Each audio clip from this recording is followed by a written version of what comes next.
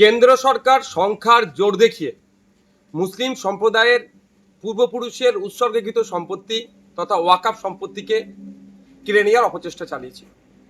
যখন পার্লামেন্টের উভয় কক্ষে পাশ হয়েছিল এই বিল আইনে পরিণত করার জন্য, তারপরে পরেই সারা রাজ্য জুড়ে সারা দেশ জুড়ে প্রতিবাদ সংঘটিত হয়েছে এবং এইটা সুপ্রিম কোর্টেও চ্যালেঞ্জ হয়েছে। বেশ কিছুদিন ধরে সুপ্রিম কোর্টে মামলা চলে, একাধিক পক্ষের শুনানি হওয়ার পরে আজকে চিফ জাস্টিসের বেঞ্চ একটা অন্তর্বর্তী রায় দিয়েছে। এই রায়ে কিছুটা স্বস্তি মিললেও সম্পূর্ণরূপে এটা সুরাহা এখনো হয়নি।